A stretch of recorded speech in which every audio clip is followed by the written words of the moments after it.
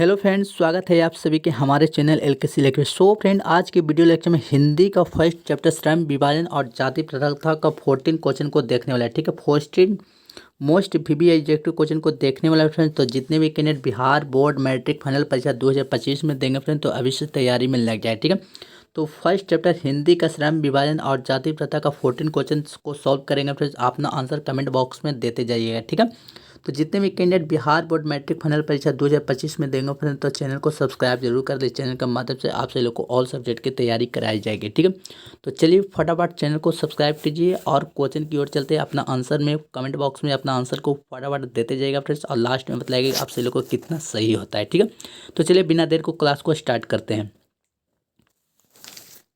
चलिए हिंदी का first chapter श्रम विभाजन और जाति प्रथा। ठीक है, तो चलिए फर्स्ट क्वेश्चन है, मानव मुक्ति के पुरोधा किसे कहा गया है। मानव मुक्ति के पुरोधा किसे कहा गया फ्रेंड्स, तो आप सभी लोग को आंसर आपको यहाँ पर से देखने को मिल जाएगा। ठीक है, ऑप्शन ए है नलिन बिलोचन शर्मा, ऑप्शन बी है यतीन्द्र मिश्र, ऑप्शन सी है भीमराव अंबेडकर, ऑप्शन डी है अमरकांत।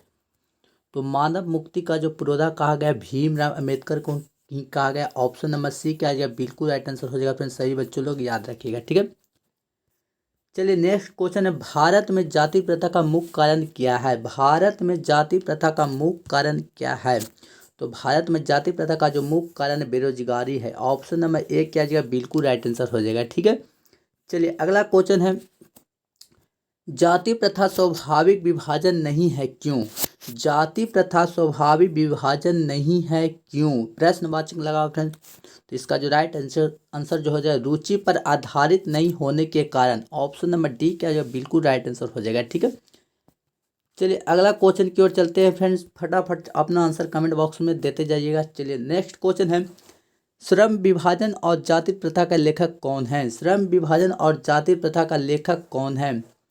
तो श्रम विभाजन और जाति प्रथा का जो लेखक है बाबा साहब भीमराव अम्बेडकर ही है। ऑप्शन नंबर बी क्या जो बिल्कुल राइट आंसर हो जाएगा। ठीक है, चलिए नेक्स्ट क्वेश्चन है, लेखक के दृष्टि में विडंबना की बात क्या है। लेखक के दृष्टि में विडंबना की बात क्या है। तो लेखक के दृष्टि में विडंबना की जो बात है, जातिवाद के पोषकों की कमी। ऑप्शन नंबर ए क्या जो बिल्कुल राइट आंसर हो जाएगा। ठीक है, चलिए अगला क्वेश्चन है, लेखक की दृष्टि में आदर्श समाज कैसा होना चाहिए। लेखक की दृष्टि में आदर्श समाज कैसा होना चाहिए। तो जिसमें स्वतंत्रता हो, समानता हो, भ्रातृत्व हो, भाव हो। ऑप्शन नंबर ए क्या जाएगा, बिल्कुल राइट आंसर हो जाएगा। ठीक है, चलिए अगला क्वेश्चन है, लेखक बेरोजगारी का प्रमुख और प्रत्यक्ष कारण किसे मानते हैं। लेखक बेरोजगारी के प्रमुख और प्रत्यक्ष कारण किसे मानते हैं। 7 नंबर का आंसर जो हो जाएगा जाति प्रथा को। ऑप्शन नंबर सी क्या जाएगा, बिल्कुल राइट आंसर हो जाएगा। ठीक है, चलिए नेक्स्ट क्वेश्चन है, अंबेडकर की दृष्टि में भाईचारों का वास्तविक रूप कैसा होता है।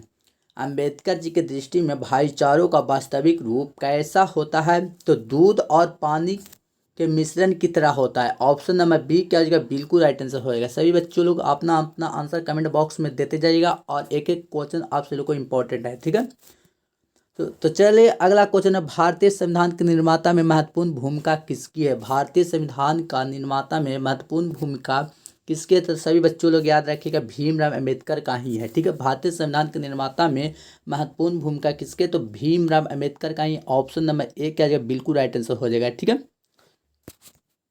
चलिए अगला क्वेश्चन है, सभ्य समाज की आवश्यकता क्या है। सभ्य समाज की आवश्यकता क्या है। तो श्रम विभाजन है। ऑप्शन नंबर बी क्या हो जाएगा, बिल्कुल राइट आंसर हो जाएगा। सभ्य समाज की जो आवश्यकता है श्रम विभाजन। ऑप्शन नंबर बी बिल्कुल राइट आंसर हो जाएगा। ठीक है, चलिए अगला क्वेश्चन है, निम्नलिखित रचनाओं में से कौन सी रचना डॉक्टर अंबेडकर की है। इनमें से कौन सी रचनाएं जो है डॉक्टर भीमराव अंबेडकर की है। तो फ्रेंड्स इनमें से सभी हो जाएंगे। ऑप्शन नंबर डी क्या हो जाएगा, बिल्कुल राइट आंसर हो जाएगा। ठीक है, चलिए अगला क्वेश्चन है, आधुनिक सभ्य समाज श्रम विभाजन और आवश्यकता क्यों मानता है।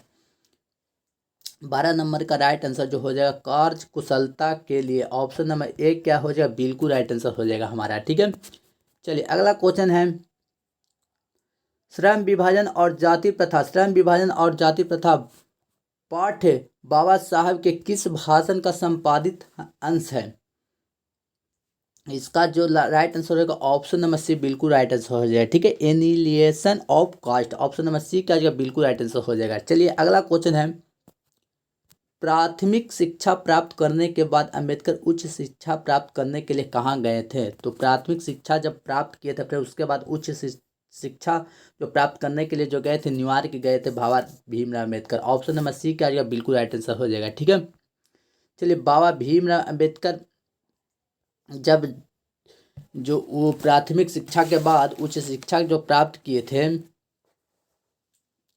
कहाँ गए थे? तो न्यूयॉर्क में गए थे। ऑप्शन नंबर सी क्या हो जाएगा, बिल्कुल राइट आंसर हो जाएगा। चलिए अगला क्वेश्चन का आंसर देते जाइएगा। अंबेडकर के चिंतन व रचनात्मकता के प्रेरक व्यक्ति थे, इनमें से कौन से हो जाएगा? ऑप्शन नंबर डी बिल्कुल राइट आंसर होगा। बुद्ध भी थे, कबीर भी थे, ज्योतिबा फुले भी थे। ऑप्शन नंबर डी क्या हो जाएगा, बिल्कुल राइट आंसर हो जाएगा। ठीक है, चलिए अगला क्वेश्चन है, जाति प्रांतीय तोड़क मंडल भाषण लाहौर में कब हुआ था? जाति प्रांतीय तोड़क मंडल भाषण लाहौर में कब हुआ था? तो कब हुआ था? 1936 ईस्वी में हुआ था। ऑप्शन नंबर सी क्या हो जाएगा, बिल्कुल राइट आंसर हो जाएगा इसका। ठीक है, चलिए 17 नंबर क्वेश्चन है, श्रम विभाजन और जाति प्रथा क्या है? श्रम विभाजन और जाति प्रथा क्या है?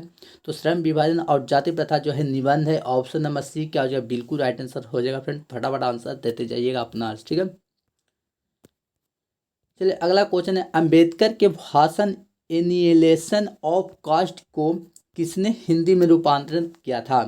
तो किसने रूपांतरित किया था? ललई सिंह यादव ने रूपांतरित किया था। ऑप्शन नंबर ए हमारा राइट आंसर हो जाएगा। ठीक है, चलिए अगला क्वेश्चन है, अंबेडकर का जन्म किस परिवार में हुआ था? अंबेडकर का जो जन्म हुआ था दलित परिवार में हुआ था। बच्चों लोग याद रखिएगा। ऑप्शन नंबर सी क्या जाएगा, बिल्कुल राइट आंसर हो जाएगा। ठीक है, अंबेडकर जी का जन्म जो हुआ था 14 अप्रैल 1891 ईस्वी को ब्रिटिश भारत के मध्य भारत यानी कि मध्य प्रदेश में स्थित महू नगर सैन छावनी दलित परिवार में हुआ था। ऑप्शन नंबर सी बिल्कुल राइट आंसर हो जाएगा। ठीक है, चलिए अगला क्वेश्चन है, लेखक को किस युग में कहाँ पर विडंबना दिखाई दिया? लेखक को इस युग में कहाँ पर विडंबना की दिखाई दिया? 20 नंबर क्वेश्चन का ऑप्शन नंबर आंसर जो हो जाएगा जातिवाद में। ठीक है, ऑप्शन नंबर ए क्या जाएगा, बिल्कुल राइट आंसर हो जाएगा। ठीक है फ्रेंड्स, सभी बच्चों लोग अपना आंसर देते जाइएगा। चलिए अगला क्वेश्चन है, डॉक्टर अंबेडकर के माता का नाम क्या था? डॉक्टर अंबेडकर का जो माता का नाम था भीमाबाई था, भीमाबाई। ऑप्शन नंबर डी क्या हो जाएगा, बिल्कुल राइट आंसर हो जाएगा फ्रेंड्स। ऑप्शन नंबर डी बिल्कुल राइट आंसर हो जाएगा। ठीक है, इनके पिता का जो नाम था, इनका पिता का नाम था सकपाल रामजी सकपाल और माता का नाम भीमाबाई। ऑप्शन नंबर डी क्या हो जाएगा, राइट आंसर हो जाएगा। ठीक है, चलिए अगला क्वेश्चन है, डॉक्टर अंबेडकर ने पीएचडी की डिग्री उपाधि कब धारण की थी? तो डॉक्टर भीमराव अंबेडकर ने पीएचडी की डिग्री जो प्राप्त की थी 1916 ईस्वी में की थी। ऑप्शन नंबर सी का जो बिल्कुल राइट आंसर हो जाएगा। ठीक है, इन्होंने कोलंबिया विश्वविद्यालय से 1915 और 1916 में क्रमशः एमएस और पीएचडी की डिग्री प्राप्त की थी। तो इसका right answer option number C बिल्कुल राइट आंसर हो जाएगा। ठीक है, चलिए अगला क्वेश्चन है, the castes in India their mechanism की किनकी रचना है? तो 23 नंबर का जो राइट आंसर होगा भीमराव अम्बेडकर की रचना है। ऑप्शन नंबर ए बिल्कुल राइट आंसर हो जाएगा। ठीक है, चलिए अगला क्वेश्चन है, 24 नंबर क्वेश्चन है, आदर्श समाज स्वतंत्रता समानता भावतत्व का आधारित होगा किसने कहा था?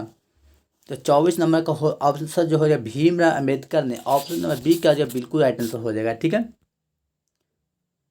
चलिए अगला क्वेश्चन है, पेशों को दोष पूर्ण रूप पे पूर्ण निर्धारण करती है?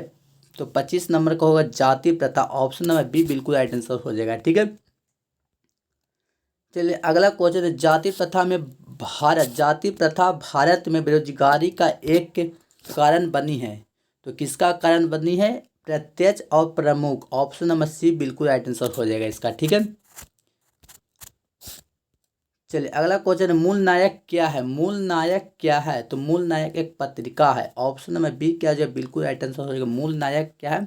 तो मूल नायक एक पत्रिका है जिसका संस्थापक अंबेडकर जी हैं। ठीक है, मूल नायक BR अम्बेडकर द्वारा ही शुरू किया गया एक अखबार था। ऑप्शन नंबर बी क्या बिल्कुल राइट आंसर हो जाएगा। ठीक है, मूल नायक क्या है? एक पत्रिका है। सही बच्चे लोग याद रखिएगा। ठीक है,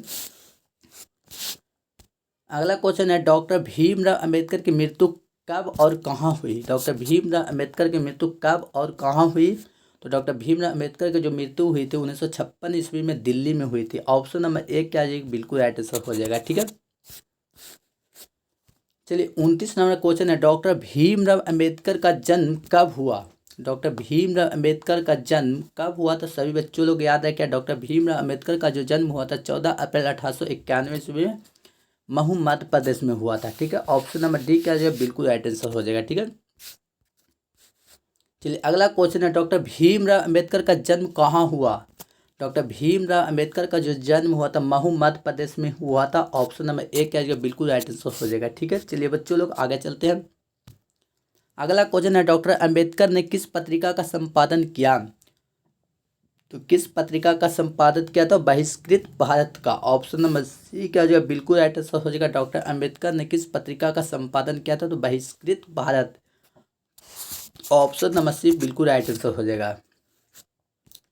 चलिए अगला क्वेश्चन है, भारतीय संविधान का निर्माता किसे कहा जाता है? भारतीय संविधान का निर्माता किसे कहा जाता है? तो सभी बच्चों लोग जानते होंगे भारतीय संविधान का जो निर्माता कहा जाता है भीमराव अम्बेडकर को ही कहा जाता है। ऑप्शन नंबर सी बिल्कुल राइट आंसर हो जाएगा। ठीक है,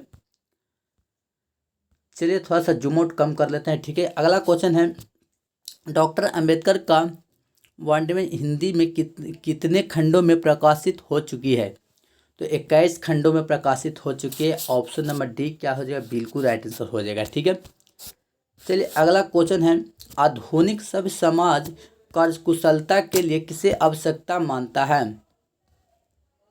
तो किसे कुशलता के लिए मानता? श्रम विभाजन। ऑप्शन नंबर ए बिल्कुल राइट आंसर हो जाएगा फ्रेंड। चलिए अगला क्वेश्चन है, डॉक्टर अम्बेडकर के पिता का क्या नाम था? डॉक्टर अम्बेडकर जी का यानी कि बाबा साहब भीमराव अम्बेडकर के पिता का नाम क्या था? तो रामजी सकपाल थे। ऑप्शन नंबर बी का जो बिल्कुल राइट आंसर हो जाएगा। ठीक है, चलिए अगला क्वेश्चन है, जाति प्रथा श्रम विभाजन के साथ साथ किसका रूप लिए हुए हैं? जाति प्रथा श्रम विभाजन के साथ साथ किसका रूप लिए हुए हैं? तो ऑप्शन नंबर सी बिल्कुल राइट आंसर होगा, श्रमिक विभाजन का। ऑप्शन नंबर सी बिल्कुल राइट आंसर हो जाएगा। ठीक है, चलिए अगला क्वेश्चन है, डॉक्टर भीमराव अम्बेडकर ने किस प्रथा को आर्थिक ट्रायलों के खतरनाक माना है? तो किसे खतरनाक माना? जाति प्रथा को माना है। ऑप्शन नंबर डी क्या जो बिल्कुल राइट आंसर हो जाएगा। बच्चों लोग याद रखिएगा। ठीक है, चलिए अगला क्वेश्चन है, भारतीय संविधान का निर्माता किसे कहा जाता है? भारतीय संविधान का जो निर्माता कहा जाता है भीमराव अम्बेडकर को ही कहा जाता है। ऑप्शन नंबर डी बिल्कुल राइट आंसर हो जाएगा। ठीक है, चलिए अगला क्वेश्चन है, जाति प्रांतीय तोड़क मंडल भाषण लाहौर में कब हुआ था?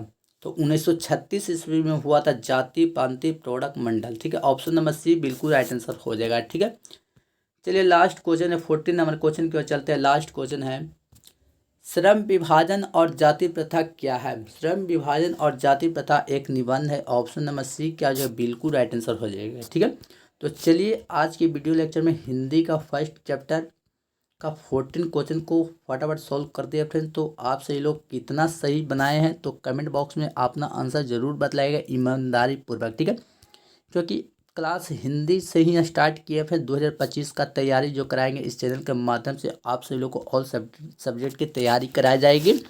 और प्लस में PDF नोट्स लेने के लिए संपर्क कर सकते हैं दिए गए इस नंबर पर। ठीक है, तो चलिए आज की वीडियो लेक्चर में इतना ही फ्रेंड्स। तो इसका नेक्स्ट वीडियो मिलते हैं, तब तक के लिए बाय बाय, वंदे मातरम, जय हिंद।